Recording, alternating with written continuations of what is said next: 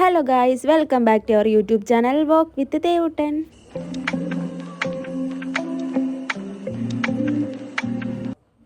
അങ്ങനെ നമ്മൾ എവിടേക്കാണ് പോകുന്നതെന്നില്ലേ, ഞാൻ സൈത്തേട്ടനും കൂടെ ചെങ്ങന്നൂർ നടക്കുന്ന സരസ്മേള കാണാൻ പോവാം കേട്ടോ. 4:30 ആകുമ്പോഴത്തേക്ക് ടോവിനോ ചേട്ടൻ എത്തുമെന്നാണ് പറഞ്ഞത്. പക്ഷെ നമ്മൾ ഇറങ്ങിയപ്പോൾ തന്നെ 4:30 കഴിഞ്ഞിരുന്നു. അങ്ങനെ നമ്മൾ ചെങ്ങന്നൂരെത്തി നമ്മളോട് വർക്ക് ചെയ്യുന്ന വിഷ്ണു ചേട്ടനെയും ഗീത മാഡത്തിനെയും ഒക്കെ കണ്ടു. എന്താ തിരക്ക്, ടോവിനോ ചേട്ടൻ വരുന്നതുകൊണ്ട് ഭയങ്കര തിരക്കായിരുന്നു. അതുകൊണ്ട് തന്നെ നമ്മൾ എന്ത് ചെയ്തില്ല, ദേവൂട്ടനെ കൊണ്ടുപോയിട്ടില്ലായിരുന്നു. അങ്ങനെ വിഷ്ണു ചേട്ടൻ അറിയാണ്ട് വിഷ്ണു ചേട്ടൻ്റെ ബാഗിൽ നിന്ന് ഞാൻ വിഷ്ണു ചേട്ടൻ കണ്ണാടി ഇസ്കി ഗൈസ്.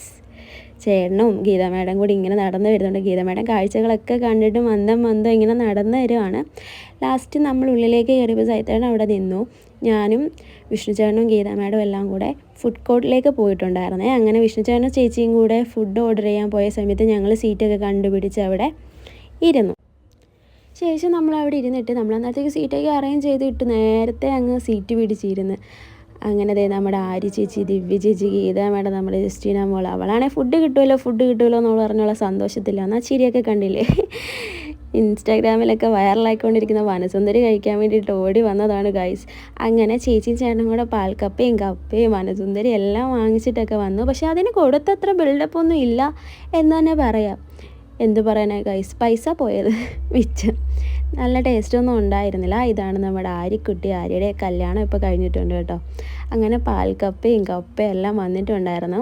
വിശുചേട്ടാ ഇപ്പോൾ ഇതെല്ലാം കൂടെ ഒറ്റയടിക്ക് കഴിക്കുമെന്നൊക്കെ പറഞ്ഞാണ് ഇരിക്കുന്നത്. ചേച്ചിയാണെങ്കിൽ ഒട്ടും പിടിച്ചിരിക്കുന്നില്ല. ചേച്ചിക്കാണെങ്കിൽ ഇതിപ്പോൾ കഴിച്ചേ പറ്റത്തുള്ളൂ.